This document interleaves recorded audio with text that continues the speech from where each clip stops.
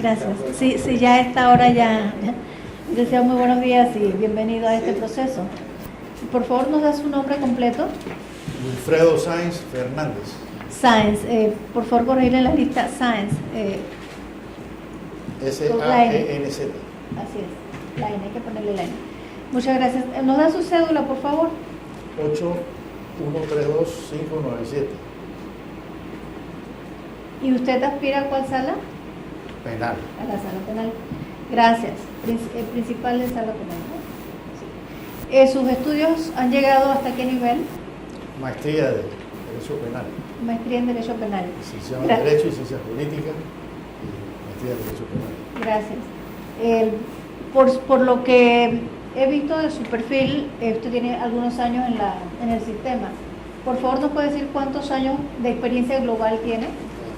Tengo 46 años, juez, y 1 año y medio que ejercí la profesión de abogado, dedicándome a asuntos de derecho laboral. Muchísimas gracias. Licenciado, voy a pasar al cuestionario con la primera pregunta. El cuestionario que usted tuvo, ya creo que tuvo la oportunidad de ver. Sí, gracias. Por favor, describa su historia familiar, su historia profesional y, en su opinión, ¿qué cualidades lo hacen merecedor de ocupar el cargo de magistrado de la Corte Suprema de Justicia? Por favor, nos define cuáles son los elementos que usted considera que sustentan su decisión. También, por favor, nos hace saber cuáles considera usted son sus cualidades para el cargo y su experiencia trabajando en equipo. Sí, en primer lugar, quiero pedirle permiso para cumplir con mi responsabilidad histórica de manifestarle mi complacencia, porque este acto demuestra que estamos avanzando en el logro del perfeccionamiento en cuanto a incorporar a la impartición de justicia las personas con idoneidad, con independencia, con capacidad, entre otros atributos que a lo mejor en el desarrollo aquí en las preguntas tendré oportunidad de hacer referencia, y yo quería demostrar mi gratitud y porque me han permitido venir aquí a este conversatorio. En primer lugar, quiero decirles que mi madre se llamaba Julia Fernández Fernández. Ella nació en el corregimiento del Caño, del distrito de Natá, provincia de Coclé, y se sentía muy orgullosa de ser cañuense. Mi madre fue maestra rural en una época y después se dedicó al comercio. Siempre actuó independiente, no ocupó ningún cargo público. Mi padre, Vicente Sáenz Herrera, nació en Río Grande, un corregimiento del distrito de Peronomé, era peronomeño, y él siempre decía que Peronomé era la sucursal del cielo, yo lo secundo. Trabajó también siempre en la empresa privada. Mi esposa, con la cual llevo 52 años de estar casado, ella se llama Nilka Eugenia González Cisneros de Sáenz, es colonense, tiene cédula 350-632. Con ella he tenido 2 hijos, ambos son profesionales. Mi hijo Wilfredo Sáenz González, que es un médico especialista, y mi hija, que también es profesional, es abogada, no anda por los tribunales atendiendo casos. Ella se dedica a la docencia, es doctora en Derecho, tiene varias maestrías y es doctora en docencia, y es una investigadora invitada de la CENACYT. Ella se dedica a los asuntos docentes, y yo les agradezco a ambas, tanto a mi esposa, que es abogada, como a mi hija, que no andan por ahí por los tribunales, porque eso me ayuda a mantener la transparencia que por lo menos yo, en cuanto al aspecto subjetivo, estoy convencido la tengo, porque esto es una cosa de aspectos subjetivos y objetivos. Hay cuestiones de aspectos objetivos que uno no puede controlar, porque las personas tienen derecho a hacer sus interpretaciones y sus puntos de vista. No todos podemos pensar igual. Además de eso, quiero decirles que mis abuelos son muertos, tanto paternos como maternos, mis suegros también. Bueno, ya expliqué el grado mío de académico, y la lucha que he mantenido durante más de 4 décadas como docente universitario, con mucho honor digo, donando los servicios a la Universidad Católica Santa María la Antigua por una cuestión de principio, porque por ser una persona de raíces humildes, logré una beca en esa institución, la cual reembolsé para permitir a otras personas que siguieran participando con relación a eso. Hasta hace poco dejé de ir a la Universidad Santa María la Antigua porque la cuestión del tránsito aquí en Panamá se ha puesto muy complicada. Y eso tener que salir del trabajo antes de las 5 de la tarde lo considero como una falta ética. Eso no es posible. Mi padre me enseñaron que uno tiene que cumplir con su responsabilidad y casi hay que salir 1 hora antes o 45 minutos antes. Además, yo no tengo conductor. Nosotros los magistrados de los tribunales superiores, a pesar de que tenemos derecho a eso, porque la ley dice que debe equipararnos a los viceministros, nunca hemos pedido conductor ni escolta. Entonces yo decidí mejor, yo consideré que ya era el tiempo suficiente. También he donado mis servicios a la Universidad de La Paz y he contribuido en cursos que se han dado tanto en la Universidad de La Paz como en la Universidad Católica Santa María la Antigua a formar oficiales de la Policía Nacional. Quiero decirles que soy cristiano, creyente, y cuando iba a entrar a esta sala estaba recordando ese gran maestro León XIII. León XIII con su primera encíclica Rerum Novarum, publicada el 15 de mayo de 1891, que por cuestiones de opiniones de la gente lo consideraron el Papa socialista. Dice que estaba en pugna con los principios religiosos, porque dijo que había que cumplir con los trabajadores, no abusar de la jornada de trabajo de las mujeres y los niños, había que respetar la propiedad privada de los bienes de consumo y de producción, porque reciente se había publicado el Manifiesto Comunista del año 1848, que no compartía mucho lo de la propiedad privada. Yo creo en la propiedad privada y creo en los sistemas democráticos capitalistas y la ideología capitalista. La primera pregunta que me hizo el profesor de Ciencias Políticas cuando llegué a la universidad a todos los estudiantes, dice, a ver, dígame, ¿qué gobierno es democrático? La gente dice eso. Rusia democrática. No, profesor, resulta que ahí eso es comunista. Primero que en el mundo jamás no hemos conocido el comunismo. El comunismo era la última fase que propuso Carlos Marx. Primero habría que pasar por el socialismo, que es lo que nosotros conocimos. Entonces el maestro dijo, señores, democracia es un sistema de gobierno y eso lo desarrollan las ideologías. Y yo quiero decirle que en estos 46 años, caminando por los pasillos del órgano judicial, yo primero quise actuar en la jurisdicción laboral, pero por circunstancias políticas ajenas a mi voluntad, porque no tenía las relaciones en ese entonces que se exigía, no pude llegar a ser un juez de lo laboral. Y a mí me inquietó lo laboral, mi tesis fue de Derecho Laboral, el marino pescador y su relación de trabajo en la legislación laboral panameña, y fue tomada como fundamento para incluirlos en el Código de Trabajo. Y me llevó el honor de que el doctor Murgas, aun cuando no era profesor de la Universidad Católica Santa María la Antigua, yo fui allá a Tapia Linares donde trabajaba y le dije, maestro, a mí me está dirigiendo la tesis un gran maestro en la Universidad Católica, pero yo quiero saber su opinión sobre esto. Dice, deme 15 días. Lo estudió y me dijo, pues yo creo que esa tesis puede pasar a la discusión. Y trabajé con sindicatos y fui profesor en el Instituto José Carmen Tuñón. Me ha costado trabajo porque hay una cuestión con el problema de los archivos. Yo quería acreditar eso en el expediente, porque este expediente que les presenté, más que por una cuestión casual aquí de solicitar un ascenso, yo lo quiero dejar como constancia del libro, de mi paso por la vida, de que algo hice.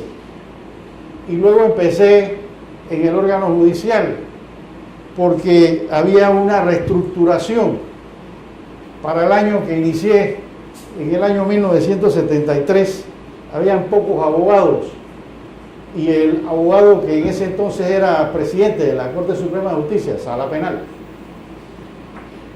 actuaba él, quería reestructurar y darle oportunidad a los nuevos abogados que reemplazaran a las personas no idóneas en los cargos. Y fui donde ese señor, que no lo conocía, y me impresionó, y por eso siento un deber histórico de mencionarlo. Y me dijo: ¿usted qué quiere, jovencito? Y usted ha hecho una relación de que va a hacer una reestructuración del órgano judicial. Yo soy un recién graduado de la Universidad Católica, aquí está mi crédito y aquí está mi diploma. Dice: ¿usted está preparado para ir a ser juez de circuito en la provincia de Colón? Yo: sí, pero después va a tener que someterse a un concurso. Y fui a trabajar con mucho gusto a la provincia de Colón, de la cual me siento vinculado por razones de mi querida esposa, mi gran compañera. No fue una cosa fácil. Colón es una de las jurisdicciones más difíciles. Y antes decíamos aquí en el órgano judicial que el juez que pasaba la prueba de fuego en Colón estaba en condiciones de seguir la ruta y el camino, porque esto es una carrera. Yo entré entonces con el deseo de desarrollar esta carrera y llegar a la culminación como magistrado de la Corte Suprema de Justicia, cumpliendo estos reglamentos. Siempre traigo mis documentos. Y quiero decirle una anécdota de una cosa que me sucedió en una ocasión, aspirando. Fui donde un señor que había sido gran amigo de mi padre. Le dije: oiga, mire, fíjese, aquí está esta cajeta. Yo le voy a empezar aquí la conferencia que yo he participado, los seminarios, porque antes no había maestría. Nosotros organizábamos seminarios, conversatorios, invitando a colombianos, mexicanos, cubanos. Y me dice: vea, usted está muy grandecito para que esté pensando así. Esas cosas no se manejan así.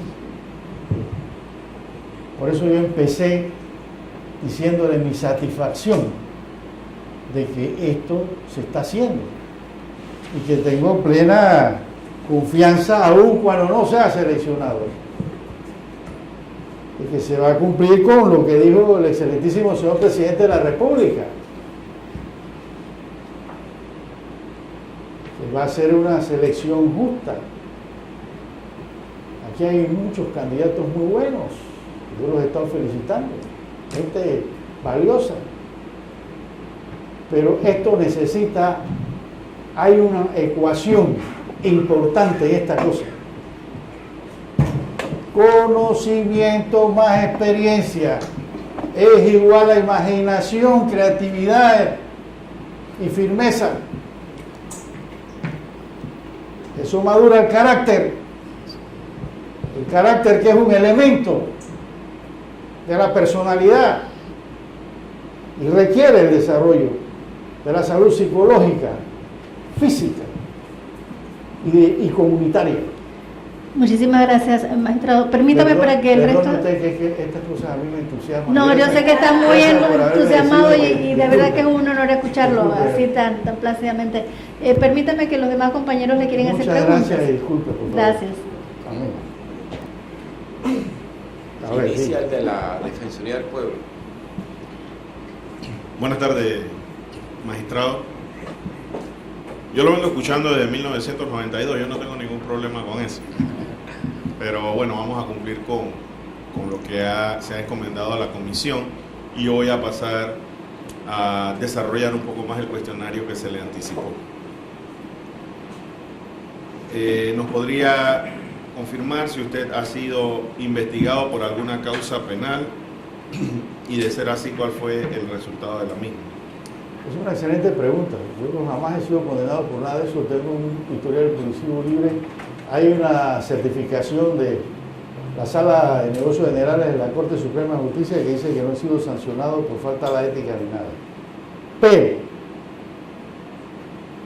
En mi carrera como juez no sé de un juez o magistrado que no lo hayan presentado una recusación, que no le hayan presentado una denuncia, porque esa es la idiosincrasia de los pueblos latinoamericanos aquí. Y debo decirle que hay un libro que se llama El Estado Blanco de la Justicia en España, que ya fue suspendido, no lo han vuelto a publicar. Y ojalá ustedes leyeran eso para que se sorprendieran con las cosas que dicen, que yo sé que no son ciertas, que a lo mejor es cuestión de percepción. La percepción es una hipótesis que requiere una comprobación. Entonces yo también en lo largo de estos 26 años en algún momento he sido investigado y los casos han concluido con archivo. Recuerdo una ocasión que el maestro González llegó a mi despacho y me dice: mire, magistrado, me da mucha pena, yo tengo que notificarle aquí una denuncia que han presentado contra usted, era contra la sala. Y se trataba de un abogado que estaba defendiendo a una persona, la sobreseyeron, la víctima a través de su representante, la parte querellante, apeló, fue a la sala, nosotros revisamos eso y observamos que la víctima tenía derecho, porque hay que respetar los derechos de la víctima también. Eso lo exige la Convención Americana de Derechos Humanos, porque dice: toda persona tiene derecho a ser oída por tribunal competente, autónomo, independiente. Y el Pacto Internacional de Derechos Civiles y Políticos también lo contempla. Entonces revocamos, llamamos a juicio, y el señor se querelló porque dice que nosotros habíamos violado el debido proceso porque teníamos que hacer una especie de reenvío.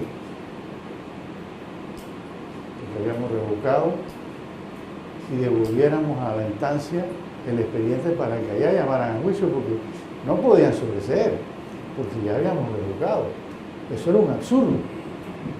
Eso era un problema de conocimiento del derecho procesal penal. Y entonces eso terminó, ni siquiera nosotros nos dieron la condición de imputado. Y así hay otros 2 o 3 casos. Pero yo no conozco ningún juez o magistrado que no haya sido objeto de una denuncia penal. Allá en la asamblea las tienen por docenas, porque la gente va y reclama, y eso me complace, porque eso es democracia, eso es transparencia, eso alimenta la institucionalidad. ¿Quién se va a oponer a que si una persona tiene duda, vaya e investigue? Vaya e investigue. Eso es lo mejor que hay, y esa es la mejor satisfacción. Entonces, no sé si eso satisface la pregunta que usted me hizo. Correcto. La Procuraduría General. Buenas tardes, magistrado. Usted es magistrado del Segundo Tribunal Superior y también lo es como magistrado suplente de la Sala Penal. Entonces, la pregunta para seguir aquí, el compañero también es lo que tenemos y le fue anticipado antes. Tendría que contestarla en razón de que fuese elegido como magistrado principal de la misma sala. Y sería la pregunta número 8, que dice: ¿cómo garantizaría usted la independencia en la presentación del Servicio de Administración de Justicia en el marco institucional existente? Mire, una de las primeras conferencias que yo dicté fue la honestidad como elemento esencial en la administración de justicia. Ahí la cito en el texto que presenté. La independencia tiene muchos componentes. Hay un componente subjetivo, la independencia se la da al juez. Es importante la Constitución, es importante las normas del Código, la carrera judicial, que dice que le da la independencia, pero eso se lo da el juez. ¿Cómo se la da el juez? primero con su vida privada, familiar, porque acabo de decir que eso requiere de carácter, y expliqué aquí que es elementos de la personalidad. Y uno de esos elementos es lo comunitario, el vecino que está viendo ese juez, que a lo mejor ya ha pasado los tragos, le pega a su señora, que dice palabras juez, las otras personas con las cuales él alterna, que lo ven pasándose una luz roja o pidiendo favor para que no le tomen los reglamentos para una licencia de tránsito o una boleta de conducir. Se parte de la independencia, porque si no cumple con eso, ya lleva problemas. Y lo segundo, los conocimientos y la experiencia. La persona que no tiene conocimiento y experiencia no debe caminar por estos pasillos. Hay otras cosas que podía hacer, porque eso afecta a la institucionalidad. Y lo tercero es la transparencia, la honestidad, sus fallos deben estar motivados, porque eso es un silogismo, y tiene que argumentar y presentar un esquema, una introducción, los antecedentes, los hechos probados, los fundamentos jurídicos, donde va a explicar, oiga, ¿por qué no le da la razón al recurrente? ¿Por qué le dio la razón a la otra parte? Y debe aplicar el derecho convencional de las convenciones de derechos humanos, sobre todo la Convención Americana, aprobada en Panamá mediante ley 15 de 28 de octubre de 1977, y que me viene a la mente ahora un precedente del Tribunal de Derechos Humanos del 26 de noviembre de 2006, donde dice que los estados deben utilizar los mecanismos necesarios para incluir en su legislación estas convenciones de derechos humanos, ponerlas en práctica, llevar un control y aplicarlas en los casos particulares. Eso tenemos que hacerlo y lo estamos haciendo. Y además, gracias a la modificación del artículo 17 de la Constitución Política de la República, en el último párrafo, y el artículo 4 de la Constitución, que dice que Panamá acata las normas de derecho internacional, hay que aplicar eso. Y debe hacerlo saber en la resolución, en los fundamentos jurídicos, el juez o el magistrado, el sustanciador. Entonces, estos son unos aspectos que son importantes para lo que usted me está diciendo. Y lo otro que le quiero decir también es que los jueces tenemos que fallar de acuerdo con lo que dicen las pruebas. Hay un gran maestro, una obra añeja pero vigente, que decía que para la justicia humana los ojos y los oídos son las pruebas. Y que eso debe hacerlo desde luego con prudencia. Y que prudencia no significa voy a desconocer una norma que tengo que aplicar por temor. Tiene que aplicar la norma. Vero Calamandré, en el elogio de los jueces, dice: señores jueces, cuando los jueces tienen miedo, la comunidad no duerme. Tiene que tener valentía. Jorge A. Clariado Olmedo, gran procesalista argentino, que en paz descanse, decía: sea juez y sea tan juez que si usted va por una acera y una persona tiene un problema, corre donde usted, dice: yo sé que usted no tiene la competencia aquí, pero ayúdeme por favor. Usted es un miembro de la justicia. Eso es lo que hay que tomar en consideración. No sé si eso Sí, claro. satisface su pregunta. Sí, claro, magistrado. Otra pregunta sería, ¿cuál es su visión sobre el régimen disciplinario aplicable a magistrados de la Corte Suprema de Justicia? Bueno, esta ley 53 de 2015 tiene regulado eso, para que los magistrados de la Corte Suprema de Justicia también se sometan a un régimen disciplinario de investigación y de análisis a través de un equipo, de un tribunal especializado. Justamente el sistema procesal penal acusatorio puro. Una de las cosas que dice, que habla tanto Luigi Ferraioli, que aquí citan mucho en Panamá, es despojarse de una serie de inmunidades, que eso entorpece a la justicia, y que el magistrado, si cometió una falta, vaya allá donde el juez de instancia, que no tiene que estarse cubriendo por una inmunidad. Eso lo propone el sistema procesal penal acusatorio. De eso habla mucho Luigi Ferraioli y también los maestros Mayer y Binder, que citan mucho aquí en Panamá. Inclusive, permitan un agregado, las Naciones Unidas le recomendó a Binder y Mayer que hicieran un análisis sobre la justicia de América Latina, por la polémica que había de que si la justicia está morosa o si lo que existe es recarga laboral, y ellos llegaron a la conclusión, y eso sirvió de elemento para el cambio al sistema procesal penal acusatorio, que ya desde Alcalá Zamora esa cuestión viene de la preocupación, y ellos descubrieron que en América Latina el juez, el magistrado se dedica a cuestiones administrativas que le quita tiempo, que la justicia está en manos de asistentes. Entonces vino el sistema procesal penal acusatorio y dice: señor magistrado, usted no va a tener asistente, usted no va a tener secretaria, y señor magistrado, usted tiene que fallar en la audiencia. Lo más que le damos una oportunidad para que usted diga si es culpable o no culpable, y que la pena en una audiencia próxima, rápida, se va a discutir sobre la individualización judicial de la pena. Esto viene como anillo al dedo para decir el despojo que hay que hacer de todas esas cosas.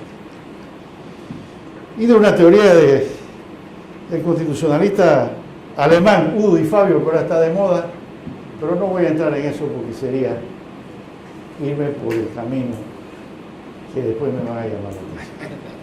Listo, muchas gracias, maestro. La representante del Colegio Nacional de Abogados tiene la palabra. Gracias, bienvenido magistrado, profesor. Me duele escuchar lo que ya no da clases, porque yo fui una de sus estudiantes. La verdad que está perdiendo un poco la Universidad de Santa María la Antigua, aunque usted no vaya por allá. ¿Considera usted que el Servicio de Administración de Justicia necesita ser transformado? Denos su visión sobre eso. Y permítame una digresión. Yo creo que la Universidad Católica ha perdido mucho con el retiro del decanato del gran maestro Michel, que está aquí presente, y que he tenido la oportunidad de participar en la sala del Tribunal Supremo con él, así como he tenido la oportunidad de participar en la sala del Tribunal Supremo, Corte Suprema pues de Panamá, con el magistrado Arrocha, el magistrado Michel, que es un gran maestro, y aprendí mucho con él. Pero sí hay que hacer reformas. Sí hay que hacer reformas porque el derecho es dinámico, expansivo y evolutivo, camina con el hombre. El derecho tiene que responder a las necesidades políticas, sociales, económicas del país. Esto no se puede quedar estancado como en el año 1950. Esto tiene que evolucionar. Aquí tenemos un ejemplo en esta comisión, y esto va a evolucionar más. Y yo espero que más adelante se pongan exámenes escritos, orales, como se hace en Europa, y que la persona tenga que matricularse en un curso de 1 o 2 años, que son muy difíciles allá, y hay gente que tiene años esperando para aprobar ese curso, y que después se someta a un escrutinio, y cuando llega allá hay una caja donde tiene tarjetario con las preguntas, y otra donde tiene el número, y entra la persona. ¿Qué número? 57, señor. Léale ahí la pregunta del número 57 y explique, como después se someterá a la oposición, al escrutinio de la comunidad. O sea, van a decir cosas porque cada persona piensa cuestiones y hace interpretaciones, eso es propio de la justicia humana, y sobre todo un problema serio y complicado que hay. Yo le decía a mis alumnos, digo, el señor B entra a una casa y dispara a Z. Dale libre inmediatamente. El señor P entra a una casa y dispara a Q y lo dejan preso y le niegan la fianza. Son jueces Torquemada, no entiende que hay un listado de las medidas cautelares personales y se va a la última. ¿Y por qué al otro, que es igualito, lo sacó libre? Eso lo sabe lo que pasó hasta una persona en periodo de gestación. Pero es que el señor que entró a la casa de Z, ahí estaba un malhechor y lo encontró debajo del fregador. ¿Y usted qué hace aquí, señor? ¿Qué explicación usted tiene a esto? No, yo estaba buscando una cosa que se me perdió. Y va a agredirlo y le hace un disparo y lo mata. Yo que ahora el Código Penal nuevo, que tuve la oportunidad de participar en la codificación con grandes juristas, dice que si usted tiene ese problema dentro de la residencia, eso es evidente que usted clasifica para una causa de justificación. Pero el malhechor, sin lugar a dudas, y es en flagrancia, esa persona, lo más probable es que no le van a aplicar una medida cautelar personal que sea diferente a la detención preventiva. Lo más probable es que no le vayan a aplicar una exhibición de prisión, que es la fianza de excarcelación para no ser detenido, o una fianza de excarcelación. Entonces siempre le explicaba a los estudiantes eso. Los casos no son iguales. Los seres humanos no somos como los objetos. Hay una serie de factores que hay que analizar ahí, de la criminogenia, del caso particular, cuáles fueron las cuestiones que lo llevaron a eso. Yo recuerdo un caso que registra la jurisprudencia que estaba buscando, le he pedido al relator que por favor consiga ese caso que yo quiero. Ese es un laboratorio al igual que otros y otros que no tengo oportunidad de decirle, pero les voy a decir rápidamente este. Hay un señor serio y responsable, trabajador de confianza de una empresa, tenía la llave de los depósitos. Su esposa tenía un cáncer en aquella época, le estoy hablando del año 1974. No había los adelantes que hay ahora. Y todo el dinero de ahorro lo había invertido y en un hospital particular le dijeron, bueno, ahora no queda otra alternativa que practicar una cirugía, pero eso cuesta dinero. Usted tiene que depositar $5,000.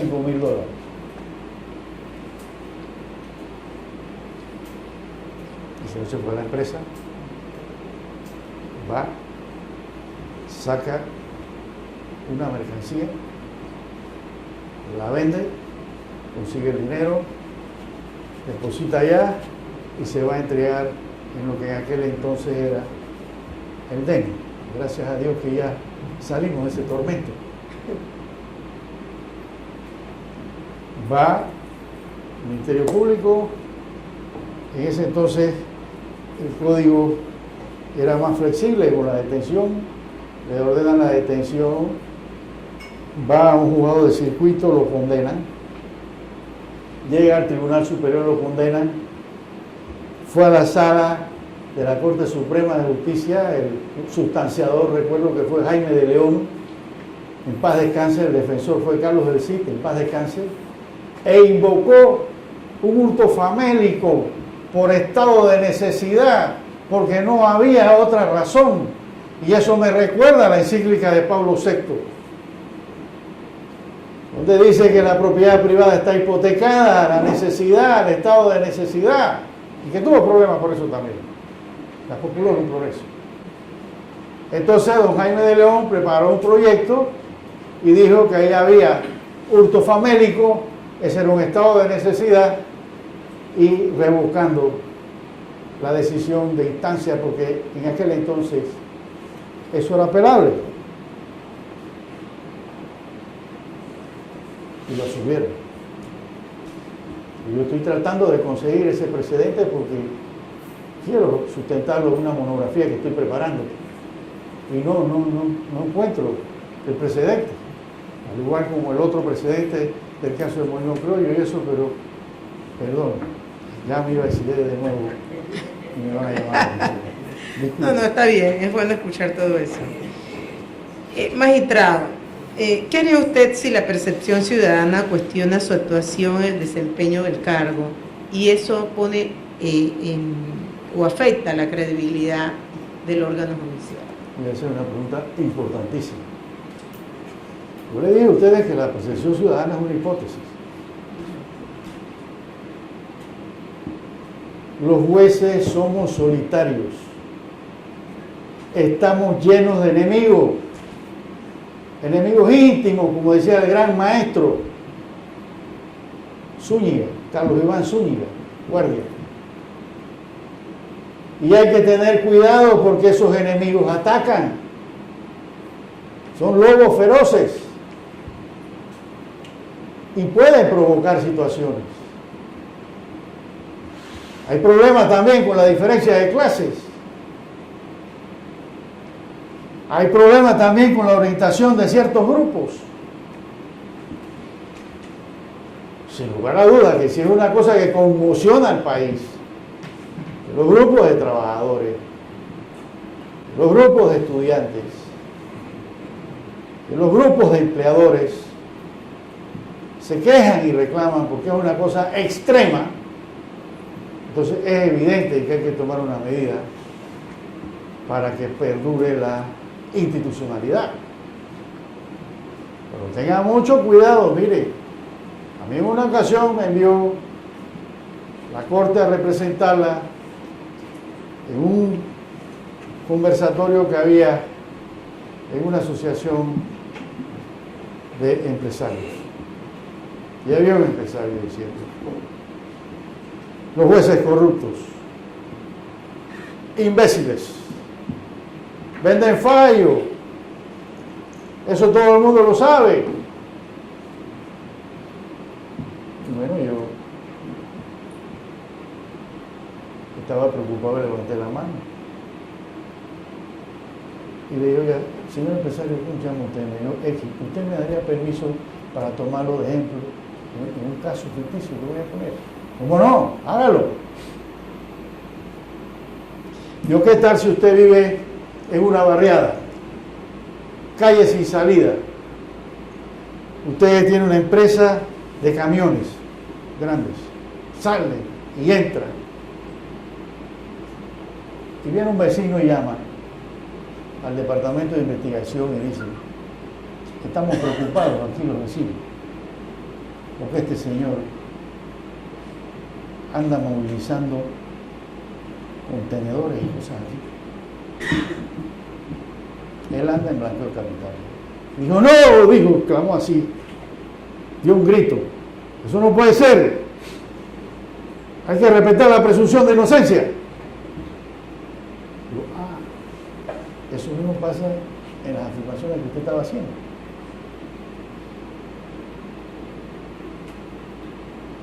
Uno tiene que investigar. Y una de las cosas que tiene aquí la misión del Instituto César Quintero es que es el Instituto para la Formación Académica de los miembros del órgano judicial, de la gente que está ingresando a la carrera, de los operadores de justicia, con la finalidad de que esto se convierta en un gran ejemplo internacional y lograr la conciliación con otras organizaciones internas de tipo académica. Y me dijo el señor empresario, dice: ¿usted es juez? Y yo: sí, señor. Que yo no sabía que usted estaba aquí. Yo, pues, las cosas no son así. Y le voy a decir otro ejemplo, ya, por favor, con la venia a la sala, préstenme 30 segundos. Estaba yo en el Paraninfo Universitario, donde había un congreso y representantes de maestros latinoamericanos. Y se para un gran amigo mío, compañero argentino que ya murió, y empezó a fustigar. ¿Qué es esto? Países latinoamericanos, incluyendo Panamá, los jueces tienen problemas políticos, los llaman y ceden, no tienen vergüenza jurídica. Eso no ocurre en mi país. Levanté la mano porque yo soy juez, yo estoy en un grupo y están hablando los jueces y yo El maestro Carrara tenía razón, cuidado con la calumnia oblicua. Yo quiero que me corrija aquí la delegación argentina, si es o no cierto que en la época de Alfonsín, primer presidente que retorna a la democracia, llamó al Huesto Orlasco y le dijo al Huesto Orlasco: óigame, yo vería con agrado que un proceso que usted tiene ahí contra 5 militares, usted los exonere, porque eso es cuestión de una negociación política. Y el juez le dijo: señor presidente, lo suyo es imperdonable por 3 razones. Primero, usted es el primer mandatario de la nación y me debe respeto. Y segundo, es inadmisible que como abogado me proponga eso. Y tercero, usted me va a hacer cometer una falta a la ética, porque por el hecho de usted haberme hablado de eso, yo no sé si me está grabando, yo voy a tener que condenar a esas personas a hacer lo contrario, y no lo voy a hacer. Y ahora mismo voy a mandar una nota a la BBC de Londres. Yo quiero que aquí la delegación me corrija si eso fue o no fue así, y guardar un silencio absoluto. ¿Por qué les traigo a colación esto? Porque esto es una cuestión humana de los seres humanos, tienen defectos y cometen errores. Yo, como cristiano, reconozco que el único impoluto, sin mácula, es Dios. Estoy convencido de eso. Así como estoy convencido que Dios quiso que ustedes estuvieran aquí. No hay un ser humano que sea impoluto. Eso admiro del Papa jesuita Francisco, que dicen: oren por mí, que yo soy un pecador, igual a ustedes. Y nos decía a nosotros en el colegio jesuita, que me formé, primaria y secundaria, Juan Iriarte: las reglas éticas tampoco son una camisa de fuerza, eso no puede oponerse a la realidad del ser humano.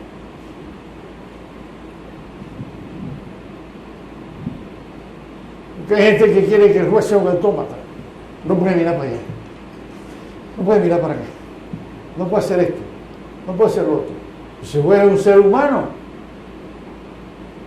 Por eso que en las reglas de la carrera judicial se le trata de dar protección, que no es un blindaje, pero él tiene que merecerse eso con los conocimientos. Yo respeto el talento y él tiene que ser humilde. Y disculpe, ya iba de nuevo a meterme por... No sé si le A pasar la- abogado. Ya, ¿Alguna otra pregunta? El doctor Micho. al doctor. Bienvenido. Ahora, magistrado Sáenz. Creo que las 15 preguntas resultan muy poco para hacerle formularle alguna de ellas. Pero quisiera, para seguir escuchándole, así como lo escuchábamos allá en el pleno, o en mi oficina, o en la suya, o en el pasillo. ¿Cómo pondera usted en el ejercicio de sus funciones como magistrado la importancia y alcance del debido proceso? Y continúa con la pregunta.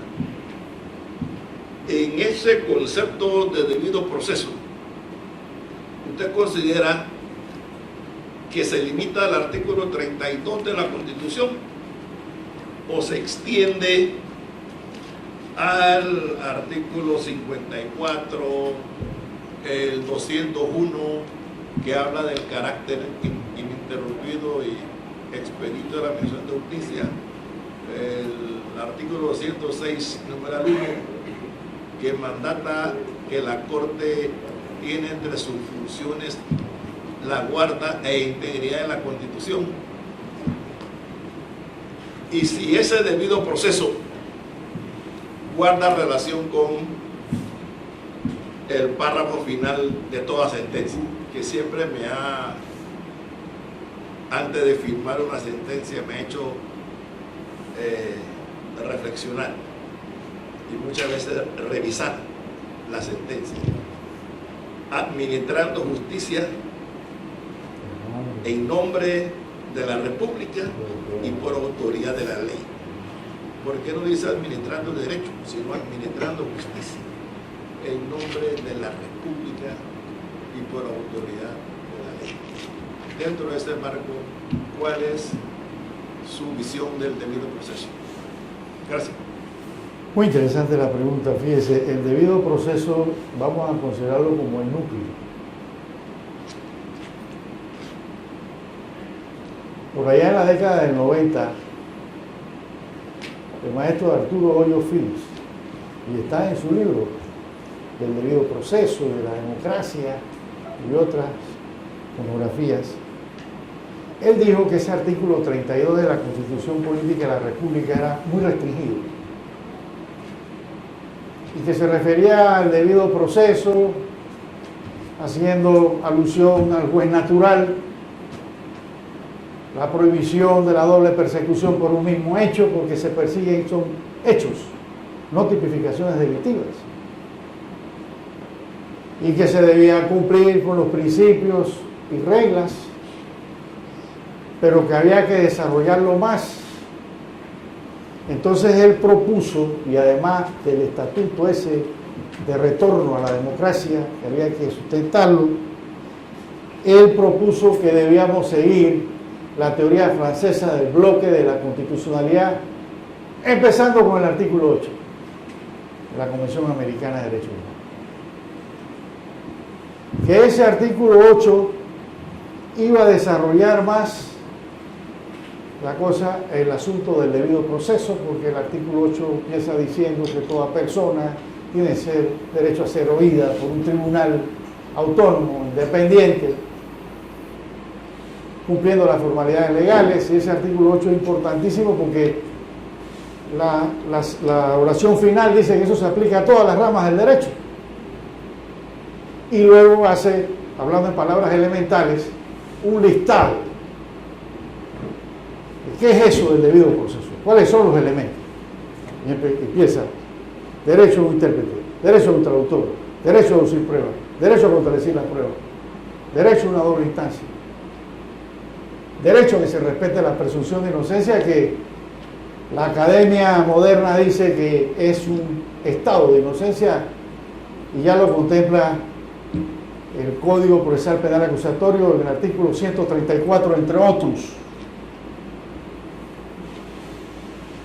Y que además esa Convención Americana sobre Derechos Humanos en otra norma dice que se debe respeto a la vida.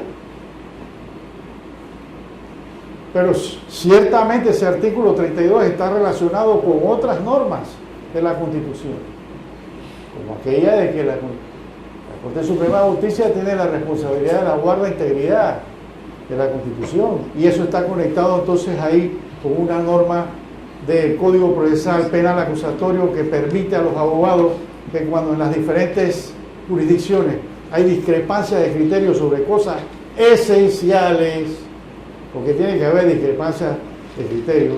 Si a mí en un país me dice que hay una corte que todo es pleno, los 9, yo diría hay que investigarlo. Hay que haber discrepancia.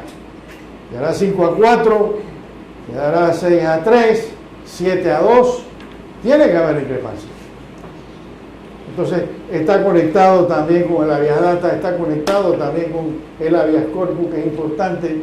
Ya nosotros dimos un avance en Panamá, el habeas corpus preventivo, el habeas corpus correctivo, el habeas corpus reparador.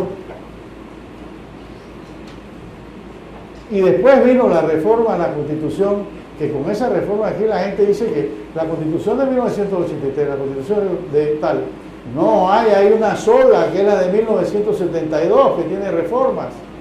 Y en esa reforma entra el último párrafo del artículo 17 de la Constitución Política de la República, que abre las puertas para las convenciones sobre derechos humanos. Y además, el sistema procesal penal acusativo, en su primer artículo, dice que se constitucionaliza el proceso. Y se acaba eso del control del Ministerio Público en la primera fase preparatoria de instrucción sumarial, que ordenaba detención, aplicaba medidas cautelares, admitía o no admitía las pruebas del contrario y él se incluía las pruebas de ellos e incorporaba al expediente copias de otros procesos. Eso viola el debido proceso. ¿Usted por qué le va a incorporar copias de otro proceso a una persona que se le está haciendo imputación, aunque sea un delincuente empedernido? No le vamos a quitar las uñas para lograr su confesión. Con eso no estoy de acuerdo como abogado y como cristiano. Entonces, en ese artículo dice, ese abogado tiene diferencia, va a la corte y pide, oiga, vamos a uniformar este criterio. Eso es un avance. Y el avance del control constitucional. Inclusive, fíjense ustedes, el artículo 200 del Código Procesal Penal dice, y señor juez, magistrado, usted tiene la responsabilidad de oficio decretar la nulidad cuando se viola el debido proceso. Y señor juez o magistrado, si usted no hace eso, puede tener responsabilidad civil y penal, igualito que tenía el Código Inquisitivo. Claro que el otro artículo, el 199, habla de la nulidad relativa, que esa es otra cosa. Que aquí antes no teníamos norma en lo penal para eso, pero sí el procedimiento civil que se le notifica a las partes, oiga, aquí esta anomalía, ustedes dirán si hay que asumir enmiendo esta cosa, si no lo enmiendan, entonces eso queda condonado, convalidado. Y además, eso del debido proceso incluye lo que yo les había dicho al inicio, de que los estados deben utilizar los mecanismos, las herramientas para incorporar sobre todo esa Convención Americana de Derechos Humanos para enrumbar el proceso, que se reconozcan los derechos de las personas. Y eso no es fomentar la impunidad. Hay que buscar la imparcialidad. La impartialidad. Impartialidad es un neologismo, un término procesal que fue acuñado por Humberto Briceño Sierra, un gran procesalista mexicano, y por Alvarado Belloso, que dirige aquí los cursos de posgrado de una universidad de Argentina. ¿Y qué significa eso de imparcialidad? El juez, el magistrado o el fiscal no tenga abogados favoritos donde les redacta los escritos o que los recomienda de abogado. Eso es la imparcialidad. Y eso es importante, diferente a la imparcialidad que dice es otra cosa. Cuando usted está decidiendo los casos, usted debe hacerlo en forma imparcial, de la razón a quien la tiene dentro del humano. Porque el humano no es perfecto, en grado absoluto. Yo no creo en la objetividad absoluta. Siempre se lo decía a los alumnos. La objetividad absoluta no puede ser, porque cuando una persona recibe la percepción de algo, lo procesa en su mente. ¿Y qué hay en su mente? Su ideología, sus conceptos religiosos. A lo mejor tiene un temperamento sanguinolento, a lo mejor antes de ahí tuvo una pelea con un familiar, y todo eso incide en la formación. Eso es lo que llamaban los maestros Karl Jaspers y Mandrioni, la humanización del mundo y la mundanización del hombre. Cómo entra el hombre en el mundo y el mundo en el hombre desde el periodo de gestación. Entonces, por eso es que considero eso y lo pondero, y es obligación del juez, y en las resoluciones tiene que explicar por qué no se viola el debido proceso, justificado con las pruebas. Siempre me preocupo de hacer eso, no fallo. Porque aquí no se ha violado el debido proceso, primero porque este señor desde el inicio del proceso ha sido defendido por un abogado. Y siempre le aclaraba a los alumnos, oigan una cosa, deben tener clara. El proceso no se inicia con el juicio. El proceso se inicia con la primera fase, que en el sistema procesal penal acusatorio es de iniciación e investigación, que tiene varios periodos. Uno, ¿cómo se inicia? Puede ser de oficio, por denuncia coadyuvante, por querella coadyuvante, o por denuncia o querella obligatoria. Y que desde ahí la persona, aprovechando lo que dice el gran maestro, está amparada por el debido proceso, por las normas constitucionales y los convenios sobre derechos humanos. Antes de esta cosa que a mí me tocó, tuve el honor 2 veces de ser distinguido por los gobiernos de la época para ir a Ginebra a demostrar por qué en Panamá, eso está demostrado ahí en las notas, en los apuntes, me designaron embajador plenipotenciario al honor, para demostrar por qué razón Panamá estaba avanzando en la aplicación del convenio del Tratado contra la Tortura, Tratos Crueles y Penas Infamantes, aprobado mediante Ley 5 de 1987. Habíamos modificado un artículo del Código Penal para eso. Avanzando. Mire la extensión que tiene esta cuestión del debido proceso.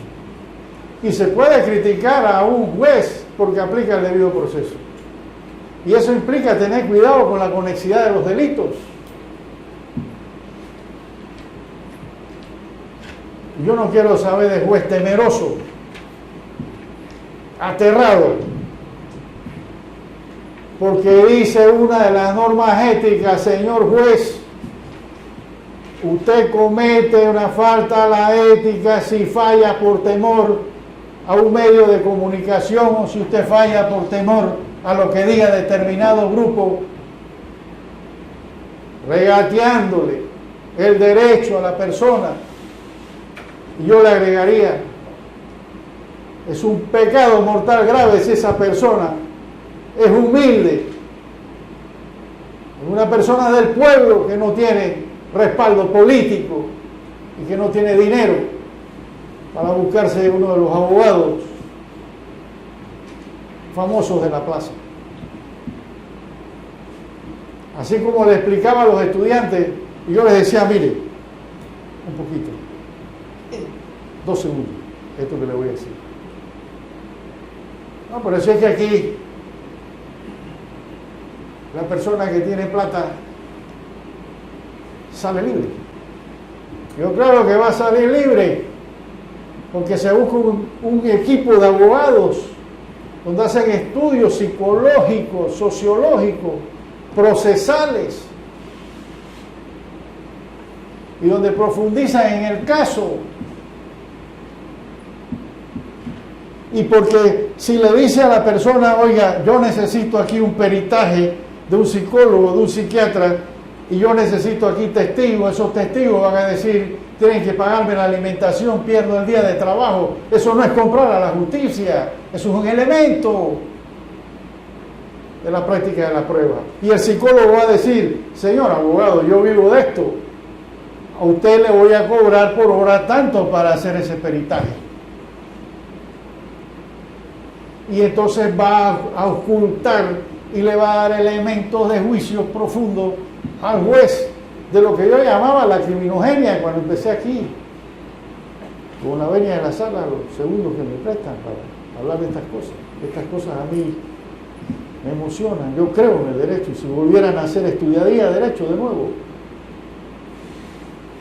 Porque así como hay abogados con desorden, hay cardenales, obispos, hay otros hermanos en Cristo que también lo cometen, porque eso está inherente las pasiones humanas en las personas. Yo no sé, maestro, si me falta algo, usted le preguntó. Gracias, muy amable. Está muy bien. Gracias, muy amable. Y le hice la pregunta porque noto que siempre se limita el debido proceso del artículo 32. Pero usted sabe que en la Corte nosotros siempre hemos visto el debido proceso en un sentido de interpretación amplio. Así es es. un principio genérico de justicia. Eso. Muy bien. Gracias, mi amable. Muy bien, creo que con esto terminamos con su Yo quiero entrevista. unas breves palabras últimas nada más, unos 2 segundos. Me voy de aquí feliz de salir de este coloquio, porque yo creo que estamos avanzando. Y no pienso en mi persona, sino en las futuras generaciones. ¿Cuánto hemos luchado? ¿Cuánto nos costó conseguir que los suplentes de magistrados de la Corte fueran funcionarios de carrera? Y estamos luchando para que por lo menos una vacante de cada sala de la Corte sea funcionario de carrera. El funcionario de carrera es el hombre esforzado que está dedicado a esto. Y yo veo que estamos avanzando. Veo aquí las mentes abiertas, sobre todo mi gran amigo, el compañero Lee. Tengo varias veces de verlos por aquí en estos escenarios. Y que Dios bendiga a la patria y a todos ustedes y salud. Y hasta luego. Gracias y suerte, magistrado. Muy bien.